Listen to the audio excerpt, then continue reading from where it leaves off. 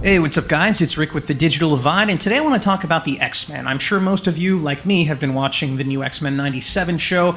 It is so good, and it's making me excited about the MCU for the first time in a long time. Now, if you watch the recent Deadpool trailer, you've probably seen this scene. I'm the Messiah. I am Marvel Jesus. By the way, if you're wondering who wrote that amazing metal intro using the X-Men theme, it is a YouTube channel by the name of Lame Genie. They're really cool. They do a lot of video game music covers and other covers. Definitely check them out if you get a chance. And honestly, I think that the real Marvel Jesus here is X-Men. Now, I grew up in the 90s, and specifically the Jim Lee era of X-Men. I'm sure you're all very familiar with this line. It was hugely popular in the 90s. But this X-Men run, in addition to the McFarlane Spider-Man run, were my two favorite comic book series growing up as a kid. If you've seen my Nerd Room video back in the day, you probably know that I have a full X-Men arcade cabinet in the corner of my game room, and I play this online from time to time. It's just such a great cabinet and has a bunch of cool games on it. It's got some amazing artwork on the marquee. Even the stand has some incredible artwork. And again, this game has multiple X-Men games on it. It's not just X-Men versus Street Fighter. In addition to that, if you walk into my office, you'll see that I have like a whole retail display rack just packed to the brim with old 90s figures. Specifically, like the most of them are X-Men. And this is just a fraction. This is roughly half of what I have. A lot of it's in storage. Again, this is not all of it. This is roughly half of the figures that I own. I'm also fortunate enough to own giant size X-Men #1. Now, this is the first appearance of Storm, Nightcrawler, Colossus, and Thunderbird, and the second full appearance of Wolverine. I also recently picked up a page from X-Men #1. This is the first appearance of Cyclops, Professor X, Jean Grey, Iceman, Magneto, Beast, and Angel. And most of those guys are on the cover here. There's Angel, there's Cyclops, there's Iceman.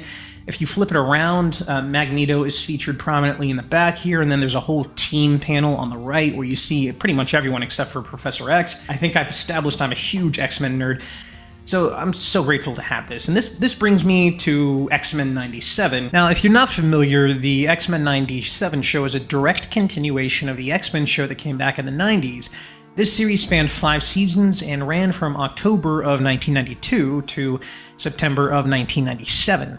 Now, a lot of the stories in these animated shows are adapted directly from Chris Claremont's storylines in the comic books. The one with Rogue specifically is directly from the story arc that he and Windsor Smith had created. And these are some of the most beloved X-Men storylines from the Uncanny X-Men series, and they're just so good. So what makes X-Men 97 in particular so great, and why are so many people gushing over it? Well, it's because Marvel is going back to the basics with characters like the X-Men and Fantastic Four, and a lot of people are excited about that.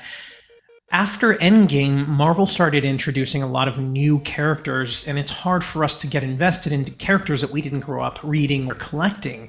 The MCU has been successful because it's pulling from old source material like the Avengers and Fantastic Four and X-Men. These are all groups that have so much history with Marvel. They've all been around since the 60s, and these are the groups and characters that we know and we love. The events leading up to Infinity War and Endgame, in my opinion, could not have been done better. And now we're going to get the Fantastic Four and the X-Men, and granted, we've gotten movies from them in the past, but not by Marvel Studios proper. Aside from X-Men Days of Future Past and Logan, I would argue that we really haven't seen the X-Men done justice properly on screen. Those two movies, Logan in particular, are amazing, but it's not the full ensemble cast wearing comic-accurate suits. Another thing is the villain for this show, and for X-Men in general, is Magneto, and Magneto is one of the best villains in Marvel history. Because he's not really a villain at all. He's actually a good guy. Both him and Charles are good guys. Neither one of them is really a villain. They just have different perspectives on how best to protect their people, and Magneto really did try in X-Men 97 to do things Xavier's way out of respect to him. And he's proven time and time again that the humans can't be trusted. They are always going to fear what they don't understand, and they decide to attack with sentinels. You know the whole story. Now, the person mostly responsible for all of this awesomeness is Bo DiMaio. He was the writer for the show X-Men 97 and one of the showrunners. And it's clear to me that this guy knows and loves these characters.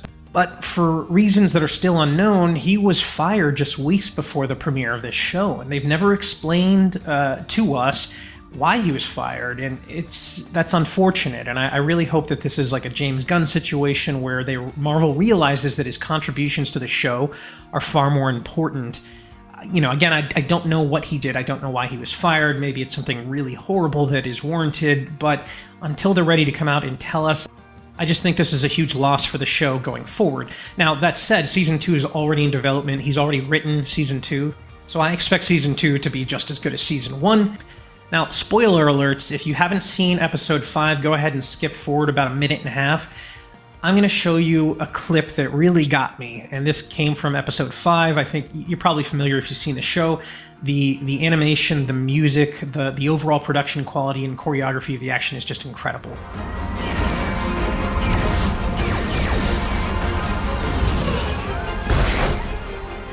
I draw its fire away from the gardens. Rogue clears a path for Gambit to the Morlocks. Save as many as you can. We shall not live our days wondering if we could have saved more.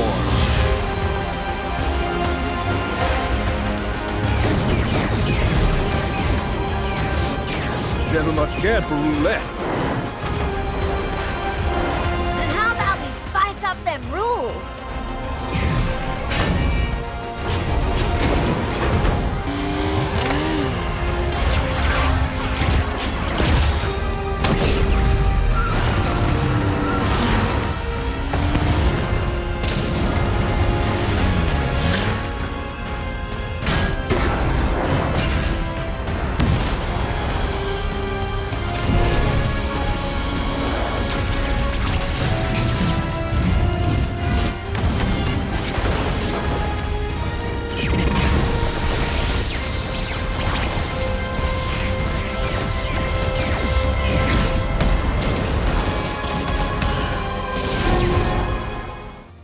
This scene gets me every time, and the end of Episode 5 gets me every time. Now, there are 2 additional episodes after Episode 5 that are just as good as Episode 5, if not better. The show just gets better and better as it goes on, and the series premiere is actually airing tonight as I post this video.